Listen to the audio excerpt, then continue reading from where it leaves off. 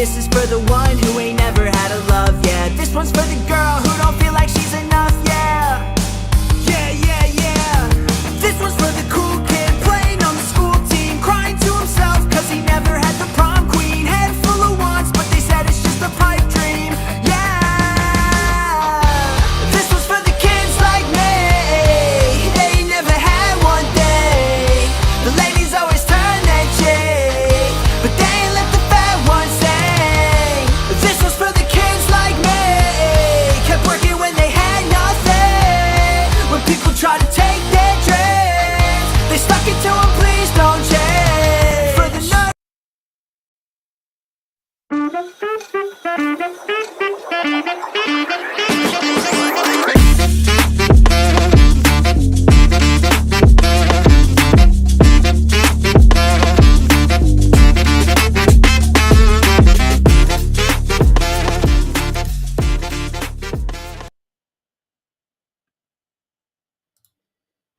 What's going on, everybody? Welcome to the Alex Cuesta Show. How's everybody doing out there on this February 12th, 2025? It is Wednesday, and we know what comes with that. We have our fun interview coming up for the week. So before we get to the fun stuff, obviously David's not here. If anyone that was watching last night knows, Dave is at work, so he won't be here, but he'll be with us hopefully next week, joining us for some more stuff, having some more fun. But before we get into all the good stuff, wherever you're watching from, whether it be from Twitter, I'm going to dead name Twitter, whether it be from X, Facebook, Kick, YouTube, Rumble, wherever you are, we appreciate it all. Please like, share, follow, subscribe, rate 5 stars, all that good stuff, in order to help boost us up so that we can get more people out there to watch us do these freaking awesome shows with our great guests that we have on. And as always, go find us anywhere. Just go search the Alex Cuesta Show, and you'll see us over there. Last week, we had a fun show. We had James Carrick on. He's the founder of Worth It or Woke. We got to really talk about what he's doing over there with the movie reviews. Got to dive into a bunch of movies, talked about Marvel and DC and things like that. So it was a good time. Go check that out. I want to jump right into it this week because I'm excited to bring this man on. He is someone I consider a friend, and he is someone that's been on this show before, and it's always a good time when he decides to grace us with his presence. He is the man, the myth. He is Brandon Scoop B. Robinson.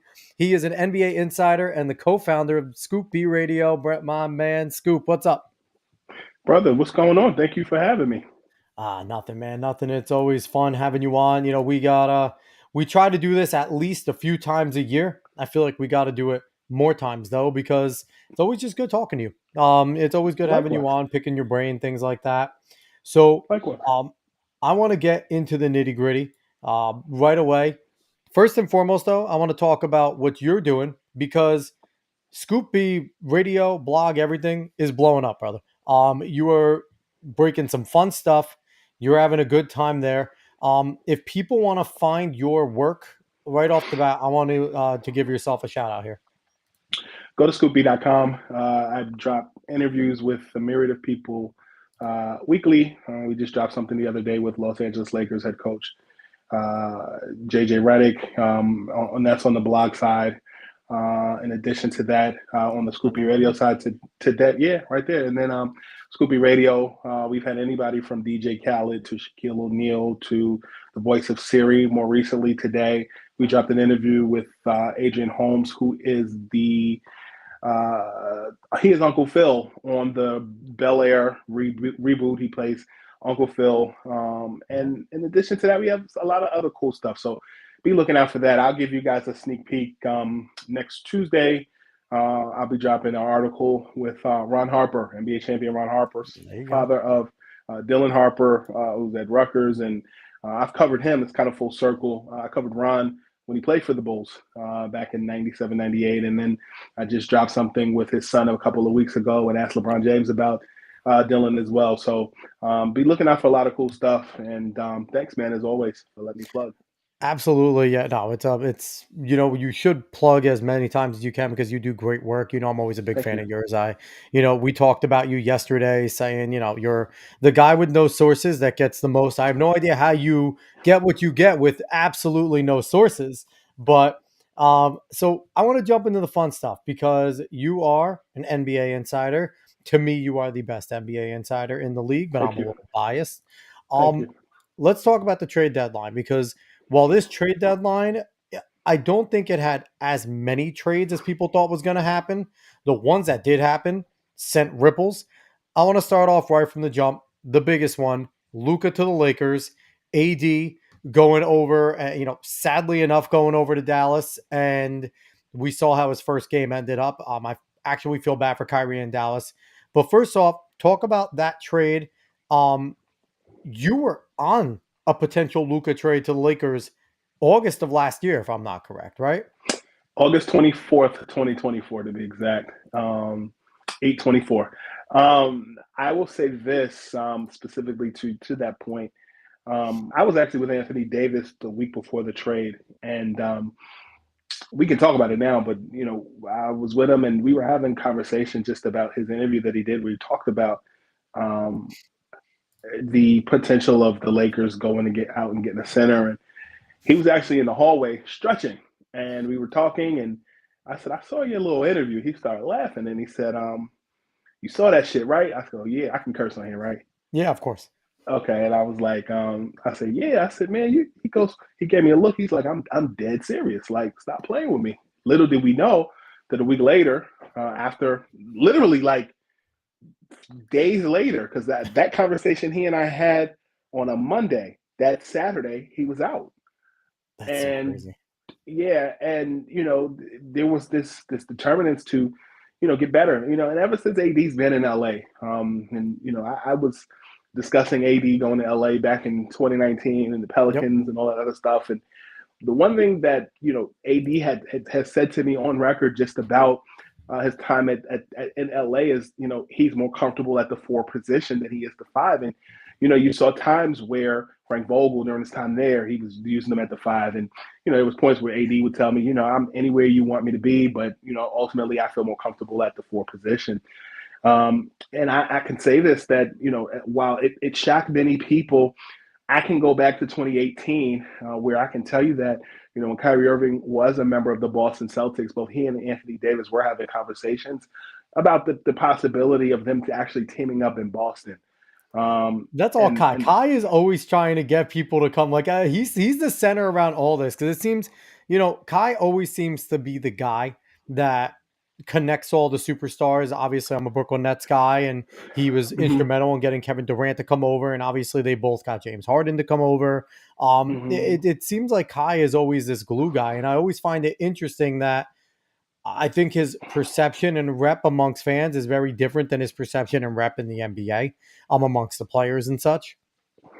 Yeah, I think part of it is because sometimes Kai can be a bit tone deaf in what he cares about on the fan base side versus his own reality. I Yeah. think um, that's my opinion. I would tell him to his face.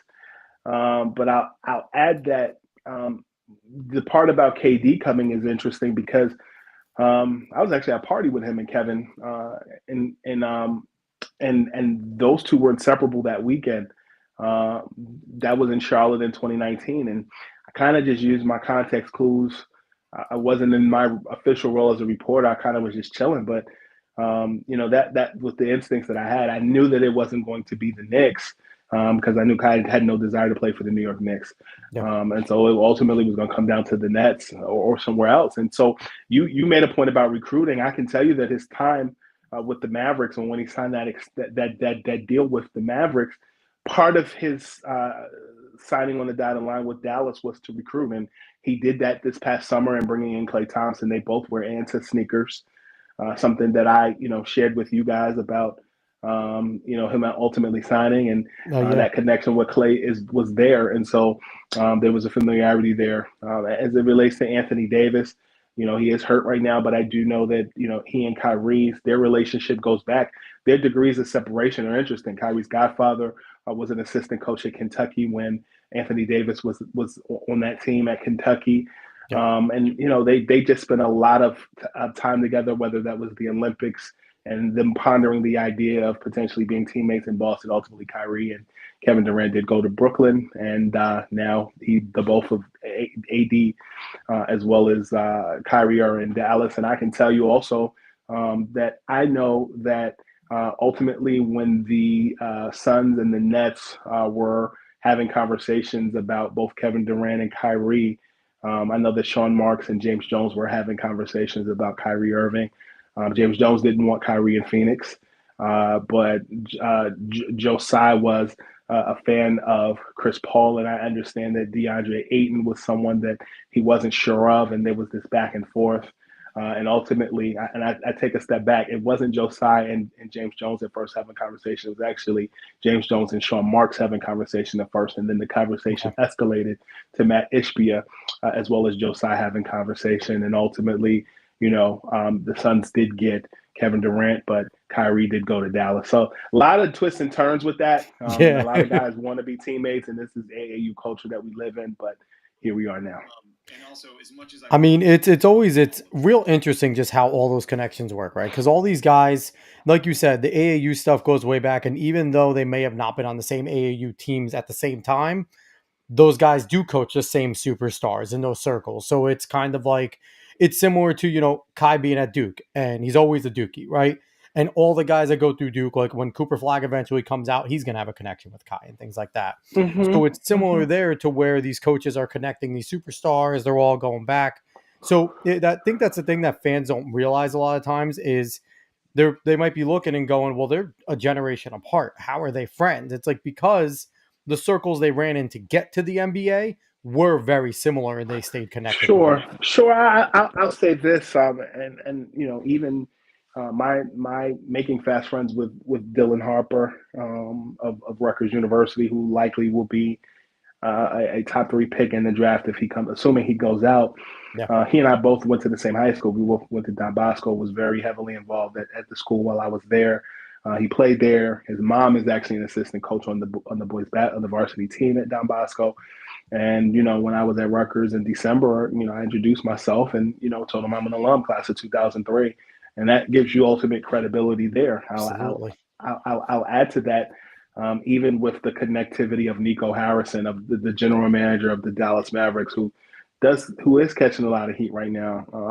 Someone shared a story with me a couple of weeks ago of just his story with Nike.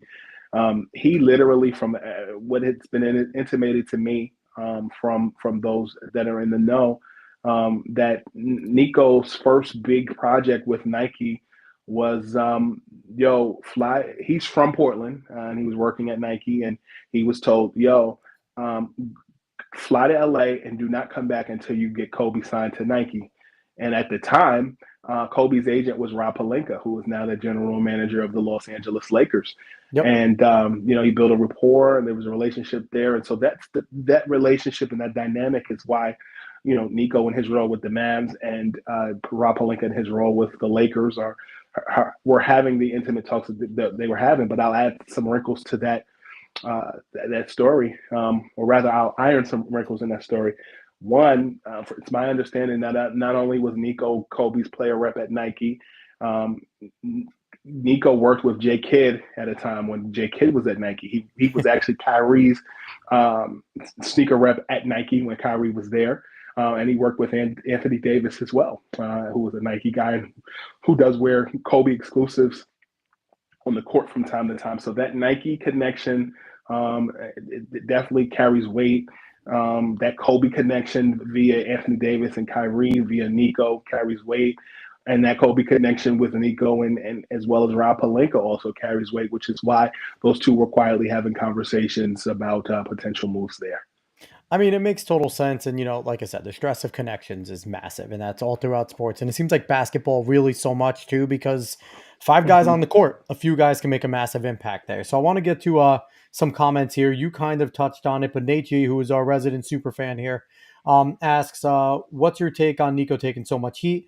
SMU lit him up today. Mavs Reddit planning a collaboration to get in the stadium and chant fire Nico. So how do you feel about the trade overall? Do you think that Nico Harrison did a good job doing what he did for the team, or do you think it was a mistake getting rid of Luka, who is a generational talent? I think that the trade will benefit both teams in the long run. I think that a lot of people look at Luka Doncic as a generational player.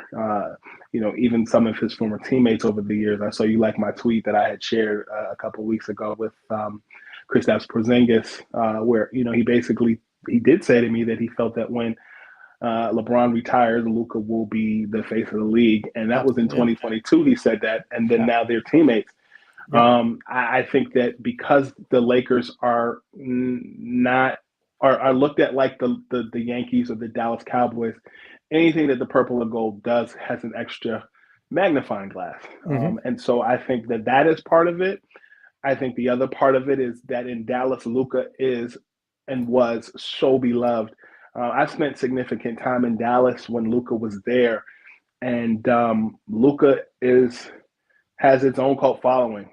Just everything he does, and there's a reason why Dallas is the way that they are, and they treat their superstars the way they do. But I think this is worth examining.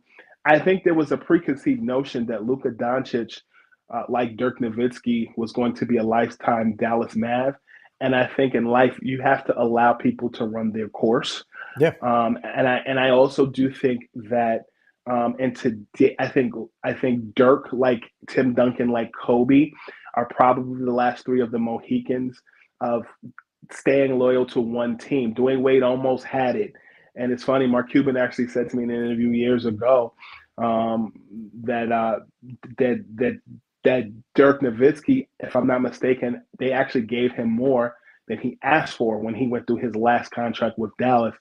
The Miami Heat, you're kind of seeing the self-fulfilling prophecy that would happen with Dwayne Wade within Jimmy Butler, because Wade actually left Miami, went to Chicago, went to Cleveland, and ultimately came back.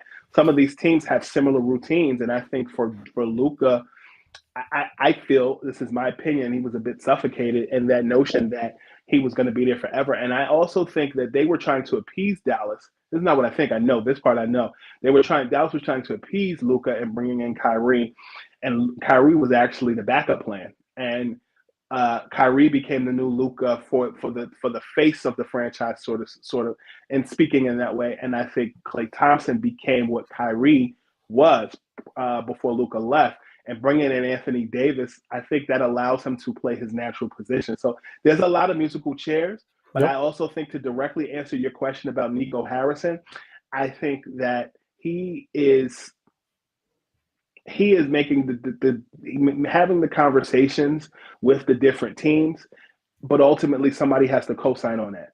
I don't care if you're the Dallas Cowboys. I don't care if you're the New York Yankees. Brian Cashman still has to answer to someone with the last name Steinbrenner. And I wish he didn't anymore. I'm not a Cashman guy.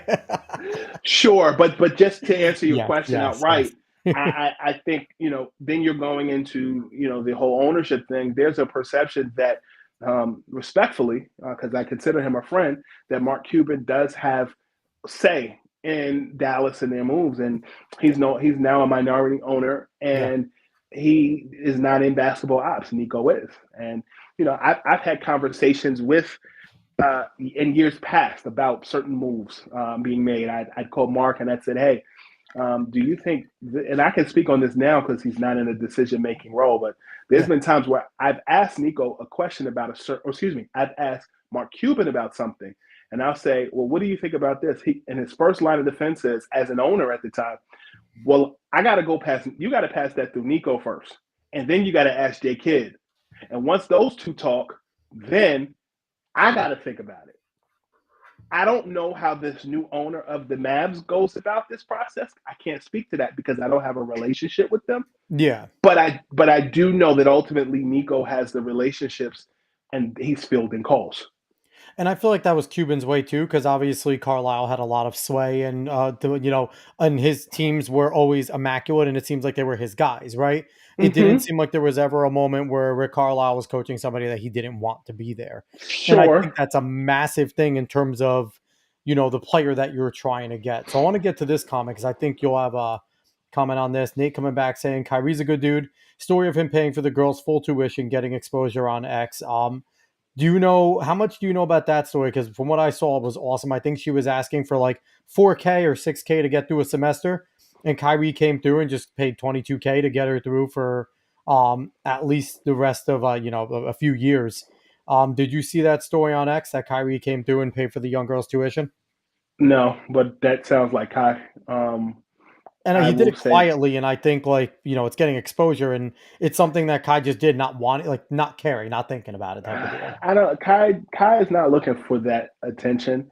I can tell you that. I can tell you that there are people in his circle who will tell him sometimes, put the phone down and stop cash apping everybody. Like those are stories that I hear because he is generous in that way. I can tell you that there are, as a professional in my career, there's things that he has done for me, seen and unseen, that have helped me and bolstered my career. And so, knowing the type of person that he is, that doesn't surprise me. And I don't think he's money hungry. And I also know that he comes from an entrepreneurial background through his family. His family are a bunch of entrepreneurs, whether that was working on Wall Street, his dad, or just owning their own businesses, and Kyrie owning his own business outside of playing in the NBA. So that doesn't really surprise me. I didn't see the story, but I will check it out. Yeah, no, listen, I'm not surprised either. It seems like that's just the type of guy Kai is, and you obviously have firsthand experience. That, and I'll just say a lot of NBA players are generous. I'll share a story. I have a good relationship with Lucille O'Neal, Shaq's mom. I have a good Yep. relationship with Shaq as well. And one time I asked her, I said, how come you guys don't always publicize the things that you do to help community? She goes, because it's not about publicity. She goes, Miss O'Neal said, at one point, we were once in the position that they were in, and it's our responsibility, if we can, to help people, just as the way that we may have been helped, or Yeah. it's just to whom much is given, that much is required. And I think a lot of times players don't like to publicize what they do. They'll actually have their wives dole it out in their stead, or someone that's a cousin, so that their name is not attached to it.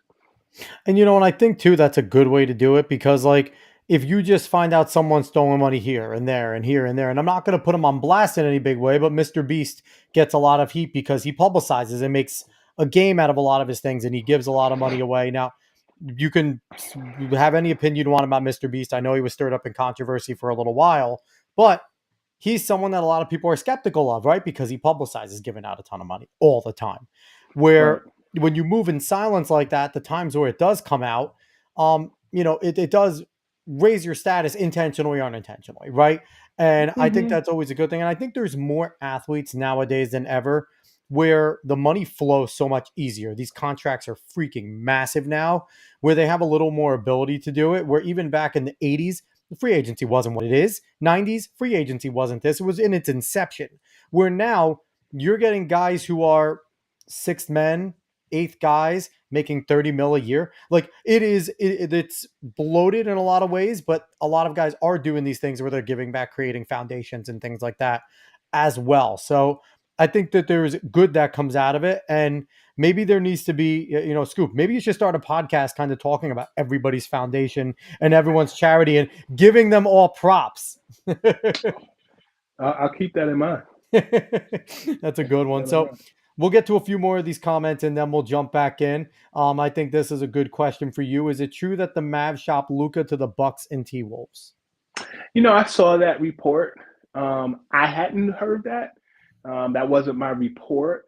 But I will say that there were a lot of different things that were being discussed amongst front office people. If you looked at my Twitter last week, the Phoenix Suns were recipients of a lot of phone calls in that same way. So I saw that report. I hadn't heard it, and I'm not going to co-sign someone else's report that I haven't done my research on. But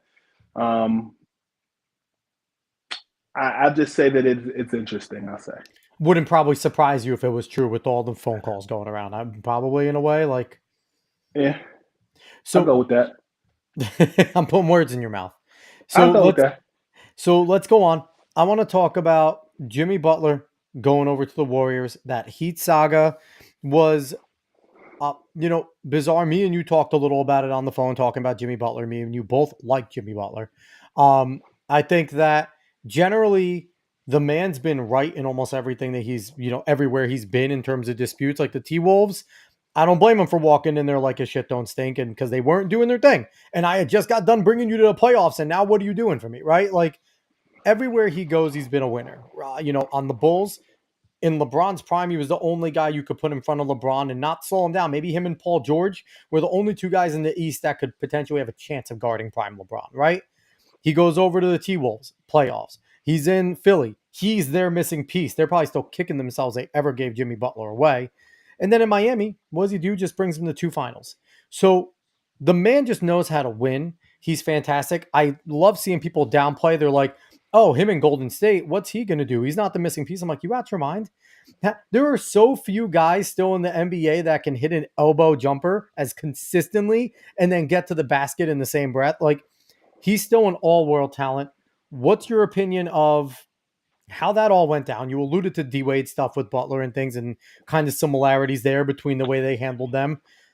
How do you feel about the way it went down and his fit over in Golden State? I like the fit. I'll say that that was something that I was reporting last week that there were conversations Yeah. amongst the Warriors and the Heat, but that essentially the Warriors wanted to, excuse me, the Heat wanted to field other calls to see what else was being offered, but ultimately that was the most. I don't know if I want to use the word safe, but that was the most logical option available on the Warriors side, and really and truly that materialized after the Warriors could not get an answer on Kevin Durant. And as I alluded to a little earlier, the Phoenix Suns were getting calls from a myriad of places. So there was a lot of dominoes and a lot of chess pieces and even checker pieces and even Chinese checker pieces and sorry pieces that were moving across the board, Monopoly too, if you will. So I look at that situation with the Warriors. It filled a few things. One, there's no NBA party like a Golden State Warriors party, and the ratings are up because people like to watch Steph Curry as well as LeBron James. And so during the trade deadline, both the Lakers and the Warriors added to their war chest and adding pieces that made a difference there. The other thing I want to add is that there were questions about Pods as well as Kaminga in the future there, as far as the Warriors not wanting to move either one of them. And that was something that I had been hearing ever since the summertime when there was conversations about any iteration of Zach LaVine as well as Paul George finding their way to the Golden State Warriors, which is why they ultimately had to get Jimmy Butler. So quickly, Because how much did the decline of Andrew Wiggins play from where he was a 20-point guy to where he is now kind of give them a little bit of urgency to include him in any sort of package? Because it seems like he was one of the centerpiece guys because of still his potential to be a 20-point scorer, but he's obviously has yet to be that guy again and be that running mate for Curry. Was there any urgency on the Warriors to try and package him and get him out of there to bring another guy in? are you talking at the deadline or prior to that? Deadline wise. At the deadline, I think from my understanding of it, there was a sense of urgency because you're bringing in Jimmy Butler. When I looked at Wiggins, this is, I think, for nostalgia's sake, you keep him, but at the same time, he was not the GM's guy. He was the previous GM's guy, and so Yep. I think he's not named Curry, he's not named Green. And so bringing in Butler made sense if you were going to get rid of Wiggins in this regard, if I'm hearing your question correctly. But I think ultimately he's a glue guy, but you have the chance to bring in an all-star or Definitely. a role player who is an all-star or a blue-collar all-star, if you will, who was hungry I have this conversation. I compare it to um, my brothers and my sisters of the Islamic faith. There is something about um, when Ramadan is over and you are fasting, and then the things that you do for enjoyment, you're then allowed to do. There's a level of hunger that you have when you get back to normal activity. I don't think Jimmy's Muslim, but what I do think is now that he is out of captivity in Miami, he is now able to go to Golden State and play for a player's coach in Steve Kerr, Yep. and play with some guys who are his peers. And I also just think that the Miami Heat, they needed to retool for a couple of years, and now was probably the perfect time for that break. And he had to kind of act like a caged animal in order to get what he wanted. Yeah, yeah, and listen, Jimmy had a purpose, and Jimmy ended up winning, so I can't blame him. Last trade I want to talk about, the big three team trade. De'Aaron Fox ends up on the Spurs, Levine, all these moving parts going on. Talk about that trade a little and how the pieces kind of fit all going on there. Well, that whole De'Aaron Fox to San Antonio was a conversational piece, as far back as like I think January 6th or January 7th. I got a phone call from someone in the know who said, "Yo, Scoop, what if I told you that De'Aaron Fox wants to go to San Antonio?" I was like, "Cut the bullshit." They were like, "Yeah," and they told me how. Aside from the fact that his wife is from Texas, he's from Texas as well. I believe she's from the San Antonio area. He's from Houston. Big difference, hour plane ride difference. But I knew that Chris Paul wanted De'Aaron Fox to join that team.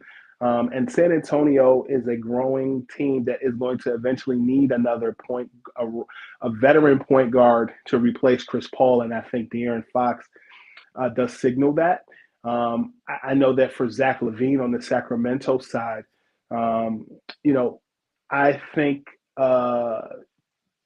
he and Chicago have had a very interesting relationship for some years.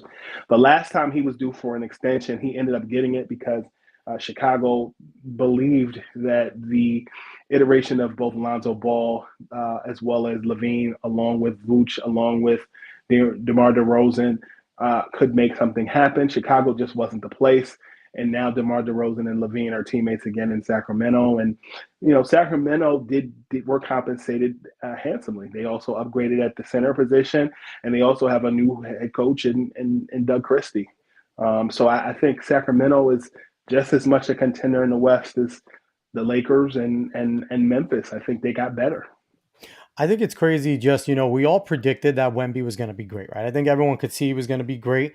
And it was only a matter of time before stars wanted to come down there. And I have to imagine that was also a massive factor in De'Aaron Fox's decision making, wanting to end up being there because you get to play next to Chris Paul, right? You get to learn from one of the top 5 point guards in the history of the game. And then you get to play with this kid who, we just mentioned Luka's going to be the face. Why not Wemby? Right? Like, it could very easily be Wembanyama being the face of the NBA within the next 3-4 years.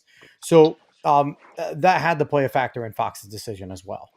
Well, I want to kind of circle back to that whole face of the franchise thing. I will tell you that the day before Wemby was drafted by the San Antonio Spurs, he and NBA Commissioner Adam Silver actually had a dinner together. And, I'm told that in that meeting, he and Commissioner Silver did discuss their intentions of Wemby being the face of that league for years to come. And I think that the NBA is big on storylines, and the league is big on, deep dives into their history. You kind of saw that with Nikola Jokic during his time winning multiple championships with the Nuggets, and you're seeing it in San Antonio where the pieces are being built, and you're seeing it with Luka. I didn't mention this, and I feel the need to mention this also, and now is an appropriate time because you segued perfectly to Luka. Luka going to the Los Angeles Lakers feels like Shaq leaving Orlando in free agency and going to the Lakers because it was a smaller market team and it wasn't favorable, and Shaq did what was best for him. And in the same vein, Luka got the gift to go to Los Angeles to finish his career for at least the next few years, if not more, in Los Angeles. So I think that anytime you have the purple and gold machine behind you, you're definitely going to do well, at least even from media exposure. So I think there is a case for a Luka and a Wemby pairing of faces. That does make sense. Yeah, 100%. So Nate, you coming in with a good question here. Are you a fan of load management, even though back in the day, MJ smoked, drank, and gambled with worse sports science and played in them all? So how do you feel about load management in NBA right now? I think in certain circumstances it makes sense. I think that in today's NBA, the travel schedule is different. There's more teams in the league. And I think the stressors and the schedule of an NBA player is more grueling. I also think Michael was protected in a different way. Yeah. You didn't have cameras, you didn't have social media, and I think that while Michael may have played every game, Michael had more liberties to relax in certain aspects that some may not be aware of. And I just think Michael was wired differently than a lot of other players in today's league. A lot of players are stars in high school in eighth grade, and I think they burn out by the time they get to the league. Yeah. Yeah, that's actually a good point because people, the story is always told that Michael didn't make his high school team the first time he tried out, right? Like that's an ancient lore of Michael Jordan. Obviously, he becomes who he is, but you're right. There's these guys that are massive, but people take similar roads, right, to him that are just hungry in that way. And we see a few guys that are like that. I think Kobe had that hunger. I think Russell Westbrook has that hunger. Jimmy Butler has that hunger. You find these guys, Giannis Antetokounmpo, he's a freaking dog. Like there are guys that are in that same vein. I think LeBron in a different way. LeBron, I always compare LeBron more to Magic and Oscar Robertson ever than I would to Michael Jordan because I think he's more their type of player. But he has that hunger in his own way. Obviously, the man's a champion, record holder, everything. So, yeah, no, I thought that was a good question. So I want to switch up a little over here. And I want to jump away from basketball because what people may not know about you, Scoop, is you are much more than basketball. You have, correct me if I'm wrong, you used to write for The Source, right? Is that correct? Mm-hmm. And you have strong connections into hip hop and R&B and things like that. But you also are growing your connections into other sports, into other parts of entertainment. So my question for you is: you are an established NBA insider. You have obviously a lot of knowledge, a lot of connections in the NBA, current, former players, coaches, things like that. Why branch out? Why go into other sports, other parts of entertainment, instead of kind of staying with your niche? I think it was always there. I think just at the platform that I have now, it's noticed. Just like I could recycle the same suit over and over again, and someone may not know, but at a different platform, Yeah. people notice it. So I think it's always there. I've always, I'll say this: I was at the Source magazine back in from 2013 to 2015, and I wasn't making any money. I was working for free, and I had to find ways to get sponsorships and to get things moving because they weren't paying. And during that time, basketball wasn't calling my name. Basketball is my first love, and so I was interviewing rappers, I was interviewing baseball players, the Curtis Grandisons of the world, the CC Sabathias of the world, Grandy man, yeah. and then writing reviews on music and writing reviews on PlayStation games and Xbox games and more. So over the years, having been both on a national platform like Bally Sports Network, which is now FanDuel Sports Network, having been at MSG Networks and some of the other places, you still have those relationships. So if I get a phone call from WWE Hall of Famer Mark Henry or WWE Hall of Famer Jeff Jarrett, I was texting Jeff about a week ago. You do interviews and you make those things pop. I think you shouldn't turn your nose up at it, especially I think during my time at CBS Sports, it was when I really learned how to create buzz on Twitter using photos and videos and pictures and quotes and texts. And so you kind of put it in this big mishmash, whether it's wrestling, whether it's race car drivers, whether it's all these different people. And basketball will forever be my first love. But I think part of expanding a brand or growing a brand is not putting yourself into a box. And I don't think I'm in one. No, you definitely made sure that, you are known to be doing other things. Like, if I'm not mistaken, last year, at the end of last year, you interviewed Cassidy and stuff like that. So and Cassidy's one of my favorite rappers. But it's like, it's really cool just the way that you are able to expand, because it's not an easy thing to do, right? It isn't easy to break away from what you're generally known for and go outside of there. I think there's plenty of people who, and we see it just in the entertainment space in general. This isn't a knock on anybody, but they are working their asses off and struggling and working hard to stay relevant where they are, right? And it's not Hmm. easy. There are so many things in the game. The game has changed completely in terms of, look at us. We're on a podcast right now. This is a big game changer where you can't just go in front of a screen from a company that's putting you there, right? So Hmm. it's such a different thing where, how have you found being able to do that and being able to do it so well, and so consistently? How are you able to do that? Well, a couple things. One, I founded Scoopy Radio back with my business partner in 2015.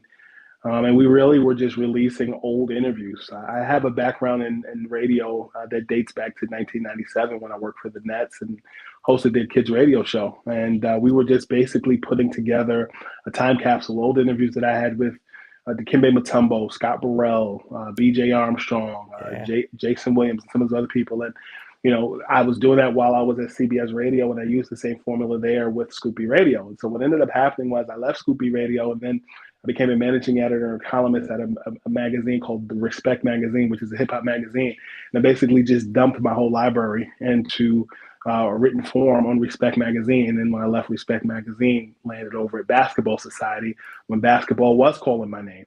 And that was back in 2018 when I said that LeBron and Anthony Davis were going to be Los Angeles Lakers, and then jumped in over at Heavy.com, and then again was dumping my library from Scoopy Radio over to there. And so over time I've been at different publications and worked at different places and collected the check, but still found a way to find that synergy. So when I was at Valley Sports Network from 21 to 23, although I was their lead NBA insider, there would be times I would do interviews with wrestlers. There would be time I would do interviews with women swimmers. There would be time I would do interviews with rappers, and things would go crazy. And there would be times where my editors would be like, "What are you doing?"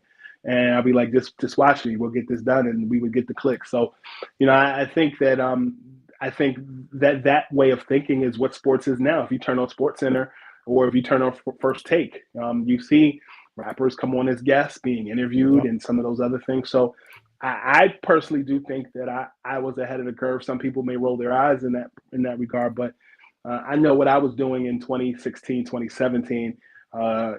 Sit down with a Ti and talking about Al Horford leaving the Atlanta Hawks and going to the Boston Celtics, and I knew, when I would sit down with David Banner and we talked about the producer, and we talked about the fact that he produced jingles for McDonald's. I knew that all those different things. Those were things I Little was doing in tidbits that 20. most people don't know about these individuals, right? Right, exactly. So I don't know this about you, and I'm wondering, are you a wrestling fan? I like 90s wrestling for sure. Okay. I didn't know if you were a current wrestling fan, because some of my people that are in this chat, I've been watching wrestling more lately since Triple H took over from Vince. Hmm. I think it's been a much better product. I think Vince lost the plot as he was getting a little bit older, just, Sure. trying to do things old and not evolving. I think Triple Hmm. H has done a really good job evolving. So if you haven't Sure. gotten back into it, I think it's a good time to get back into it, because I you've been watch it from saying, time to time, huh? yep, you've been saying NBA is a new WWE for years. I got a phone call about that. No way. What happened? Tell me about that. I can speak on it now because the statute of limitations is up. But basically, there was a point where I would tweet that Yeah, and yeah. a lot. And I was at Valley Sports Network, and I know that the league actually called my producer and was like, and I got called into a meeting. They were like, "Yo, the league called us and was like, why does he keep saying the NBA is the new WWE? Is he calling us fake?" And they were like, "Tell him to stop saying that shit. If he doesn't stop saying it, we're going to revoke his credentials." And we're like, so like I chilled out for a while, but they were mad because that they thought I was calling the NBA fake, and that wasn't what I was saying. No, you were like the drama and everything going on and the Right. excitement, like, but you know what though? I think That was also in like the beginning inception of people thinking that that football was scripted, right? Around that Hmm. same time, that's when everyone was starting to talk about the script. So I think it was kind of a timing thing where the league, NBA is looking at it going, we don't want that. Like we don't want to get what the NFL, because the NFL's still getting that, right? They're everyone even talking about the Eagles friggin' shellacking the Chiefs. You'll still have Hmm. people going, well, they definitely scripted that too. Like, I mean, Right. you'll get your conspiracy theorists. So I can understand where they're looking at it going, we don't want any of that. Right. Yeah, uh, for sure. so Nate had a question for you right here. He said, who's your favorite rapper and why is it Froggy Fresh? Well, Froggy Fresh isn't my favorite rapper. My favorite rapper is Jay Z. And why? Um, because I've been rocking with his. Well, when I was younger, people used to tell me I look like him. Um, You were young Sean?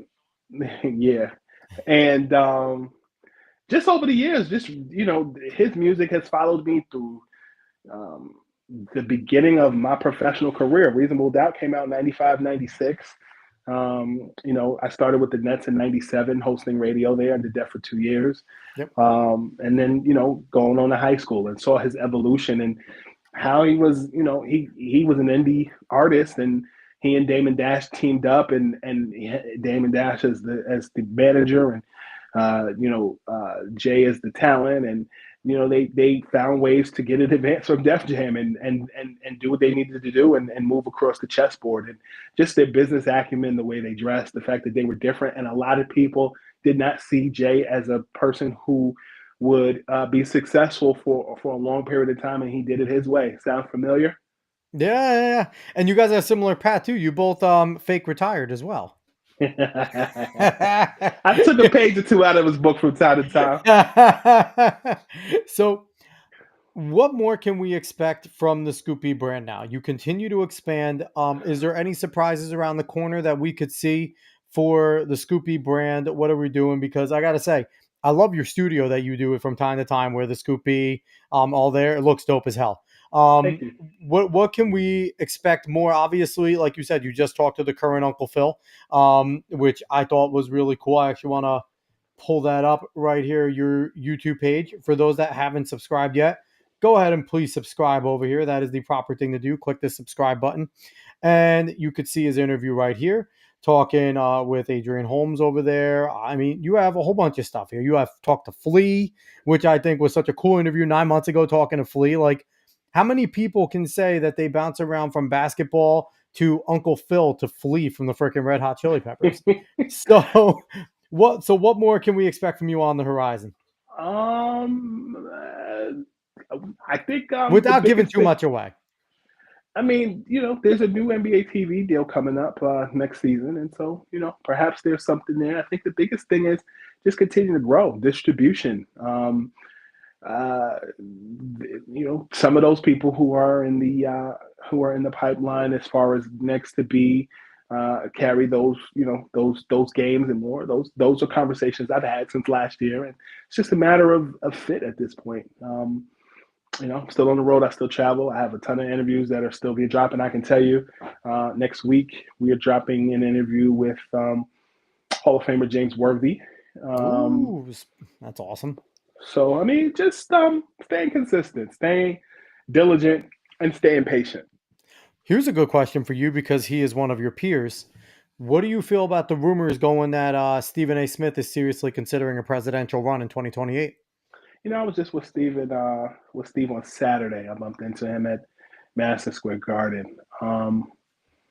I I don't I can see it. I just think the way people I think he has an aspirations right now to get into a space where he's not just looked at as a journalist. I think he wants to be a writer. I think he wants to um, curate things. I think he has aspirations that he wants to fulfill before. I feel like the presidential or the political space is something you do after you've run out on the creative side. And so he's 57. So I mean, he's I think he's on the road to 60 and then 60 and beyond. But I'll just say it'll be interesting. I think he's personable. I think when you see him walk into a room, you notice. And I wish him well if that's what he decides to do. I don't envy him if that is what he decides to do.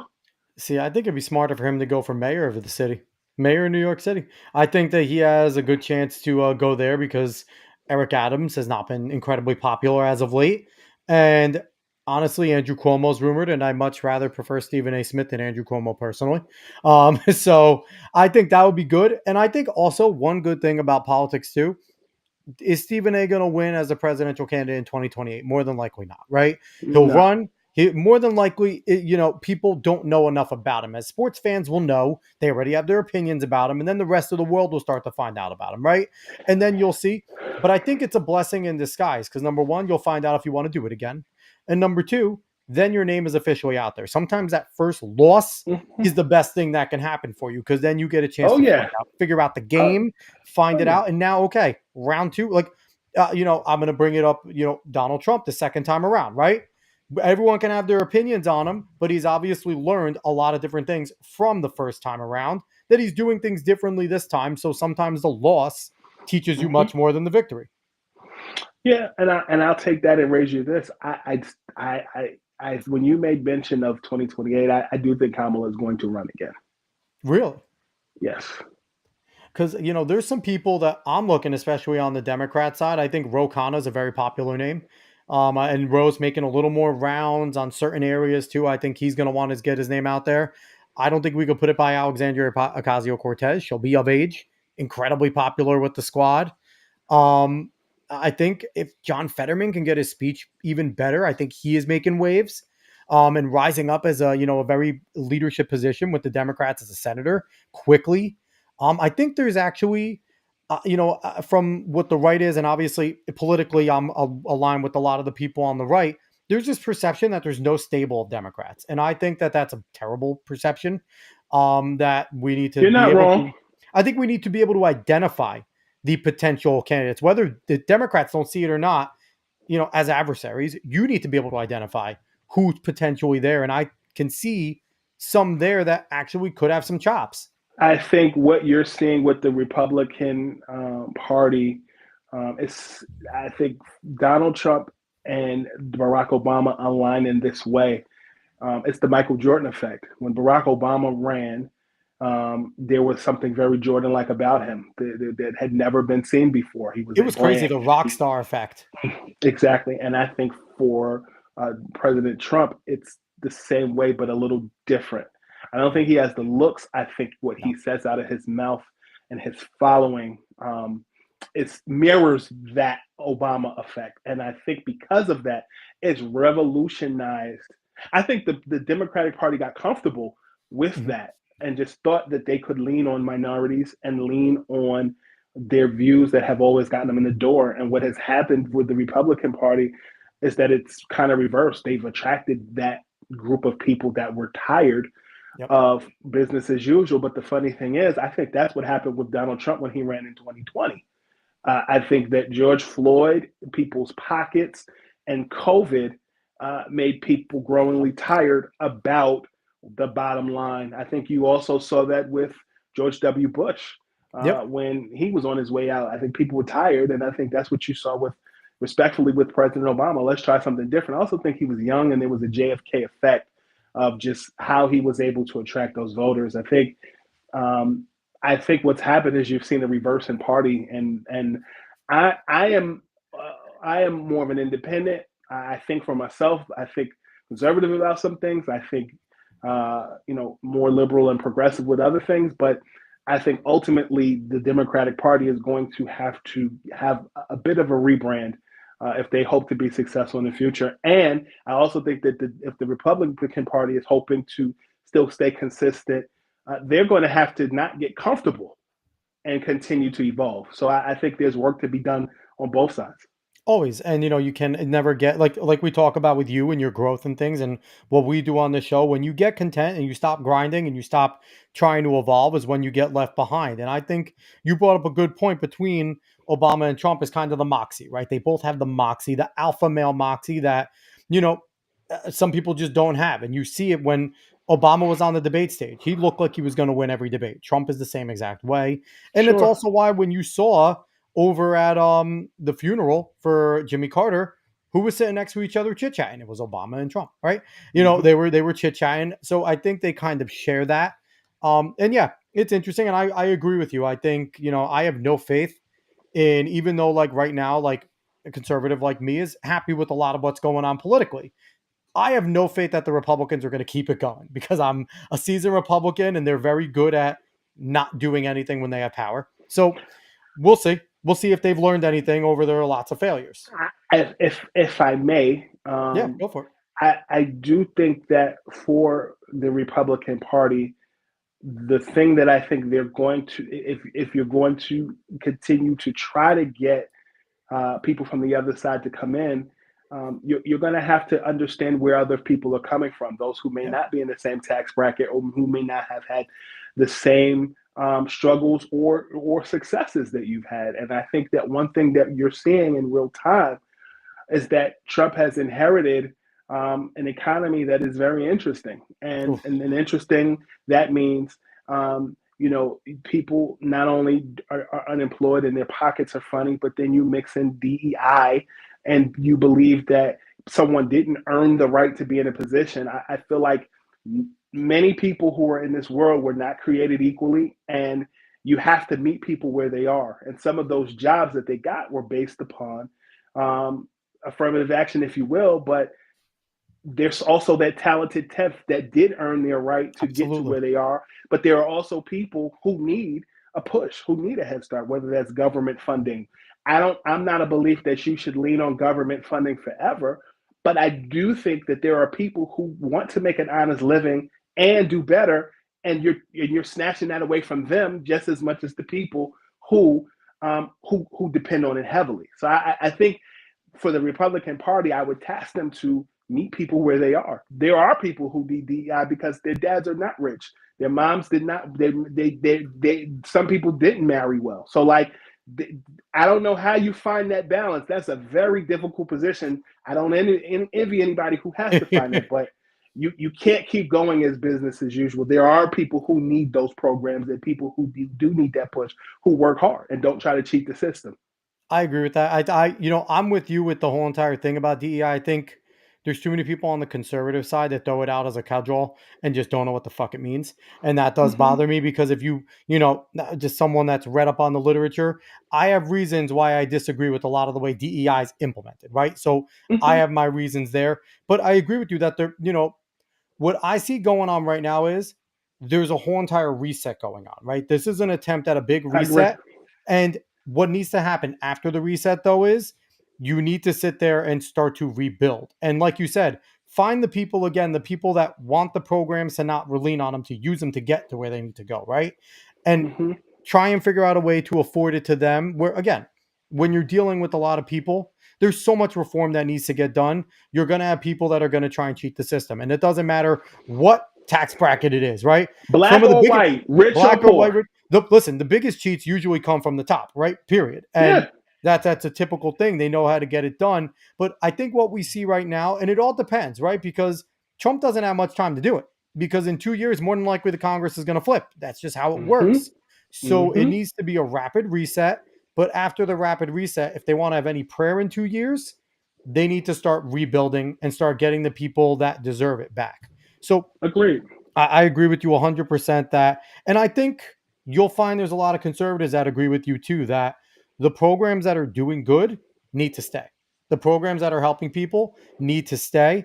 And I think it's unfortunate that there's been a lot of graft and greed that have caused some of these programs that are far too corrupt that some people rely on that need to be stripped at this moment and then maybe shifted to something else for the people that need it. It's like you said, I don't envy anyone either. Neither of us can solve it and have the answer in this podcast. And I Not think today. but I think me and you agree. And I think a lot of people agree when you just sit down and talk face to face, right? Because I think in the end, we all just want to see people that want to succeed. And we also want to see people that are down maybe get a chance up in the right way. Because I'm of the But you belief, have go ahead, Scoop. but you have to acknowledge that there's a problem. To Hell yeah. gloss over it and to act as if like, so for me, I to say all lives matter is to act as if there aren't a bunch of disenfranchised people who have not gone through a struggle and who have not, and to assume that everybody got here equally. That's There are people who, I'm black. I didn't have a head start. I'm blessed because my family were entrepreneurs. I'm blessed because my parents put me in good schools, but that's not everybody who looks like me, who looks like me's reality. At the same time, there are people who feel like just telling somebody to get a job solves the problem and acts like that erases the possibility that someone who looks like me is overqualified but loses that opportunity to somebody less qualified, and they're just supposed to be okay with that and just get a job. I feel like there are people who milk the system who choose not to apply for jobs and who want to sit on their ass and do nothing. That's not fair. And that's not just a black thing. That's a white thing. That's an everyone That's a Hispanic thing. thing. That's a Laziness green is an person everyone thing. thing. Right. That's so I think at the end of the day, how you have that moment to acknowledge it, but also make things happen. As a black person, it's often been talked about in my community, but the same way that my indigenous brothers and sisters were paid and those things were acknowledged, there's often been talk about 40 acres and a mule. I don't know if I'll ever see that in my lifetime, but there are people that did ask to be here. We were brought here from where our origin is, and there was slavery. There are things that we can't gloss over. We can't gloss over slavery. We can't gloss over the Holocaust. We can't gloss over all those different things. And I think for the people who are empowered to just say get over it, I think that's discrediting that history. But I think, like we said, that's not something we can discuss in a podcast in one day. But I do think putting a pause on things, I hope there's a resuming of that, because there are people who, I know that the court has kind of repelled what was ruled out there, but I think ultimately there are people who depend on those funds. There are people who depend on WIC. There are people who depend on SNAP. There are people who depend on Section 8. Like, everybody's not taking advantage of the government, and everybody who is of color is not recipients of that also. Yep. No, 100%. And I agree with you on basically, I'll say 85% of that, but this ain't the spot to go heavy into it. One day, listen, sure. One day we'll bring you in and have a truly just full-on political show. And I think it'll be fantastic. Lord. And you'll see people in a different element. We will do we're already at an hour now. I want to get into a little more, but we'll do a full hour and a half of just talking some politics, because it's always nice to talk to somebody who has different viewpoints, but also different viewpoints with, backing with it, right? With some intelligence, and not just talking points, and not just, okay, I disagree with you, but why? Because I do, because I heard it here. And we'll definitely have back and forth. We'll do another show where we'll come back and they'll see a different side of Scoop. And instead of Stephen A running for politics, they'll be like, hey, Scoop 2028, let's roll. No. I will get David Hogg on the phone, the new co-chair of DNC, and be like, hey, we need to get Scoop over there.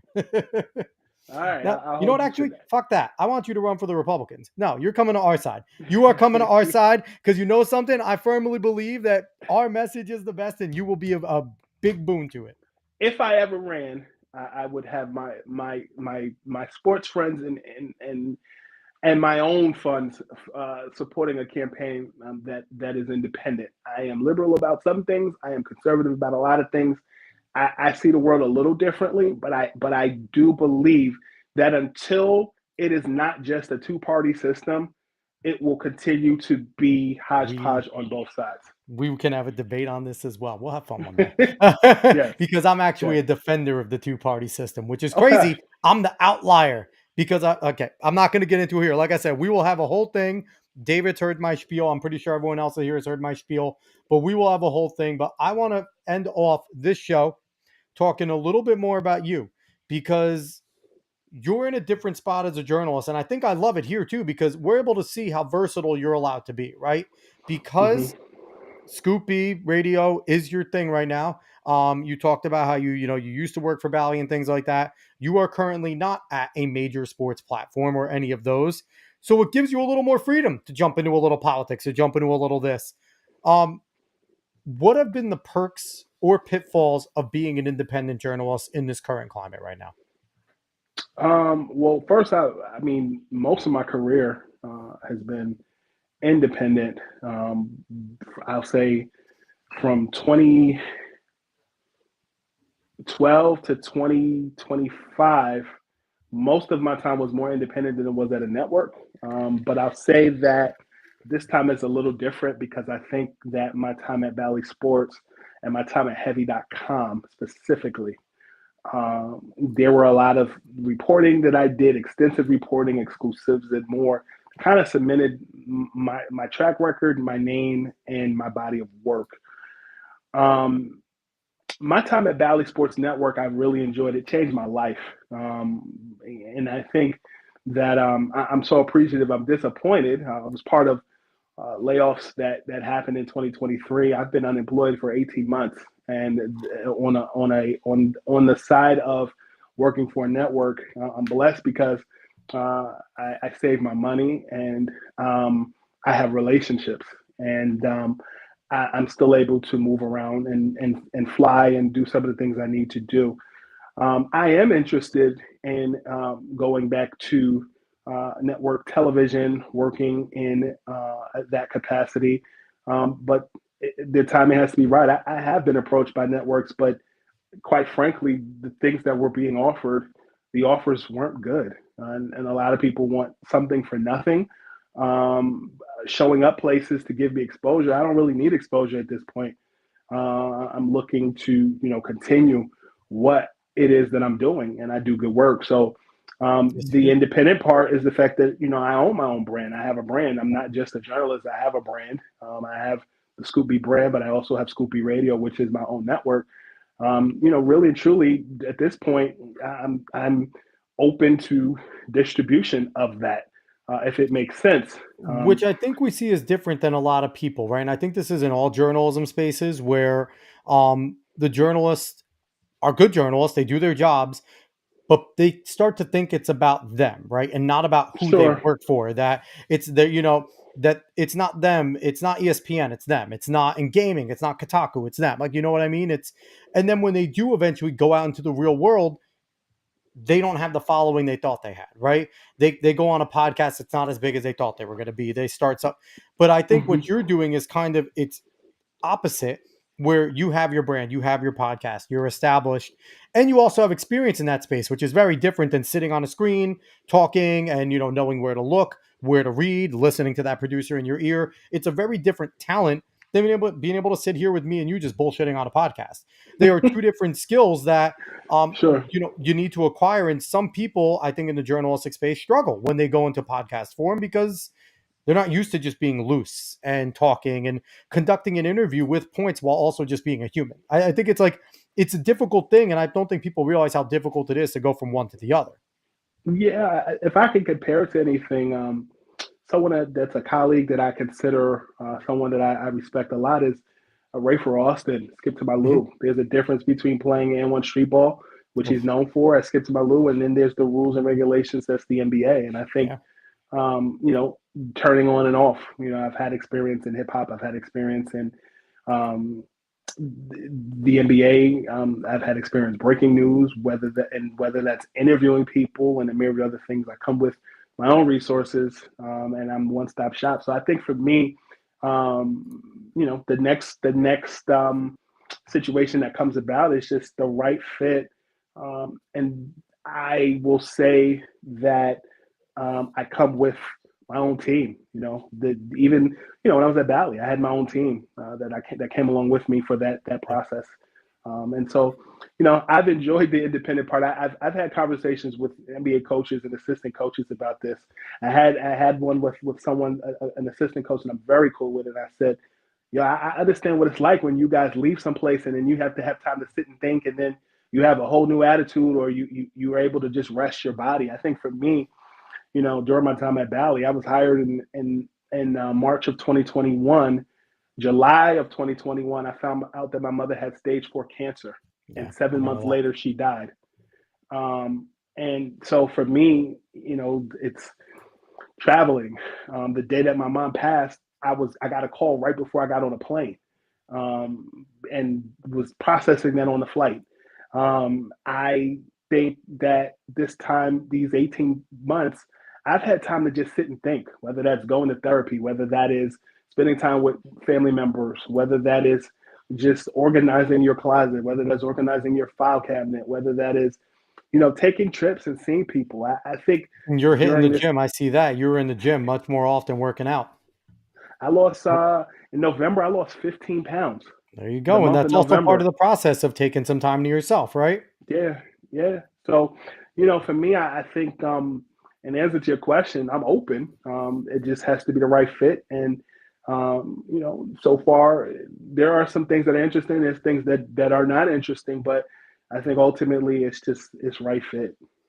So talk about the difference in terms of access, right? Because you are, fortunate in a way because you grinded and made your own connections, but there's still a fortunate part to that, right? Like having the connections is not a given, right? It's something that you still need to curate and keep smooth.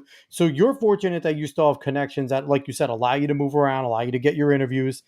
But you were on the other side with Bally, who's obviously was a major player in sports and now FanDuel, massive player. Talk about the difference in terms of access that you have as an independent as opposed to when you have that Bally hanging around your neck and you could kind of move in certain places. What's the difference with that?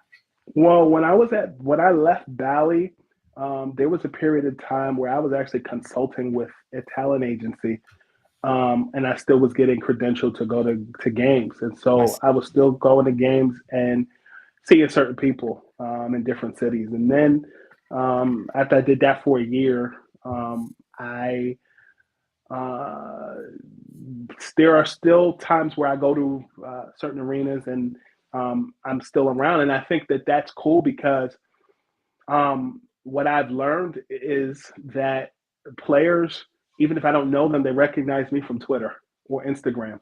And so there's that part of it, or I It's all just have a about the relation. suit. They see whatever suit you're wearing, you're like, all right, that's not Clyde, so it must be Scoop. Like it's one of the two. Like it's either Clyde or Scoop. Like that's it. No, Well, yeah. I'll be honest with you.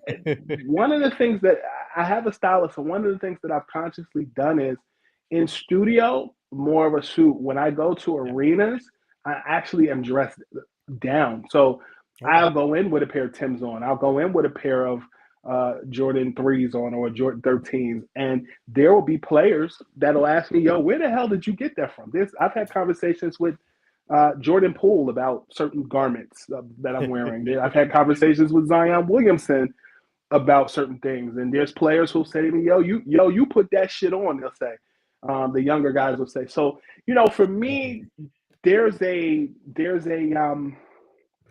I dress for the occasion when it comes to going to those games because guys are more apt to talk to you. And then when you're in studio, you may switch it up. I'm more of the versatility in the wardrobe, but I do think, in answer to your question about access, it's not just going to arenas.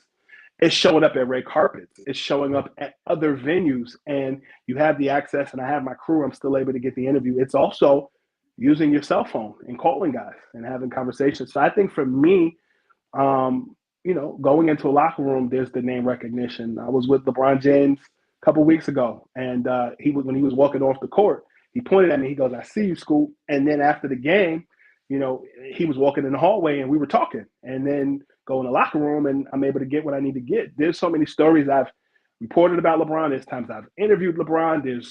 There's a lot of time put in that if you do the work, the recognition of the work will reveal itself at the appropriate time. So one of the cooler things that I've ever seen with you is everyone obviously likes basketball. You're a Kobe Bryant fan, right? We're all Kobe Bryant fans. We miss Kobe Bean Bryant. Um, I think one of the cooler moments, and you'll probably say this too, is I remember watching one of the interviews, and it had to be close to the end of his career. And you started to like introduce yourself for a second, and he just stopped me. He's like, "Oh yeah, what up, Scoop?" Like, how Yeah. is that at moments like that where you're getting that acknowledgement from some of these players in that major public setting? Maybe not just like, "Hey, behind the scenes," but at a press conference like that, Kobe Bryant is legit like calling you out in a good way. What is it like in those moments where are you kind of sometimes pinching yourself still? Like, do you have those types of moments, or is it just become something that, is regular to you as being around these players? Well, first of all, I'll say this is about Kobe Bryant. He was one of a kind. And I did get to know him during his career. Having having the shared experience of having gone to school for him in high school and me in college on the main line, which is the Philly suburbs, me going to Mhm. Eastern University, him going to Lower Marion, and getting to know his family over the years, and still in touch with them. As far as that acknowledgement, I think it was really cool when a couple times. One, when I ran into LeBron in Houston at the McDonald's All American game, and I got there for the girls' game before the guys' game, and LeBron was sitting courtside. Damon Jones was with him, and his team was with him. I was speaking to all his guys, and I said, "Bron," he turned around, and said, "What's up?" He goes, "B Scoop, what up?" And I was like, "Holy shit, he knows my name." And so that was 3 years ago. Yeah, We're in yeah, it's cool. 2025, and there's an acknowledgement. I think the other thing is, me, particularly when Bronny was going through his draft process, I would defend Bronny on Twitter and and have that rapport with Bronny quietly. Well, it's not quiet anymore, but in certain settings, I think this over time, there's the recognition, there's the acknowledgement, and then some of these guys now you're covering their kids. I've covered Carmelo Anthony, Crazy. and now Kyan Anthony. We Yeah. did an interview over the summer that went viral, or Ron Harper, where I covered him when he was on the Bulls during the Last Dance era, and his son is a member of the Rutgers Scarlet Knights, and And both he of went his to my sons, high you talked school. to Ron Harper Jr. too, when Ron Harper Jr. was there as well. Now going good. We're playing really well in the G League. Right. So, well, actually now a two-way player with the Pistons. The Pistons called him Yes, up, yes, yes, but yes. I'll just say that it's a full circle moment. I think for me, going to the NBA Finals in 2022 and spending that time with both the Warriors and the Boston Celtics, I saw how that became full circle because the following year I was invited to Jaylen Brown's gala at the Boston Museum of Art, and then Nice. going to that gala and all the guys on the Celtics are there, and he's like, "Scoop, you came all the way from New York." I said, "Yeah, you got a few minutes for me?" He said, "What you want to ask me?" And he said to my date, because Scoop always got some shit going, and we all laughed about it. But we talked, and then later that season, I was in Oklahoma for something, and I told Draymond before the game, "Yo, you got a few minutes for me?" "Yeah, I got you." And then after the game, I'm in the locker room, and he told reporters, "I'm only talking to him tonight." And he didn't talk to anybody else. He gave me a one-on-one interview, and that carried over from the finals. I'm grateful. I'm not saying it to brag or to gloat. I know that I put in the work. It's been Talk blood, your sweat, shit, tears, Scoop. money, and here we are now. I love it. So Nate G coming in saying Rutgers ill. We could fight about that, Nate. Um, he's a Nebraska guy, so Hey it's man, go the Cornhuskers! Big Ten rivalries there. So Go Cornhuskers!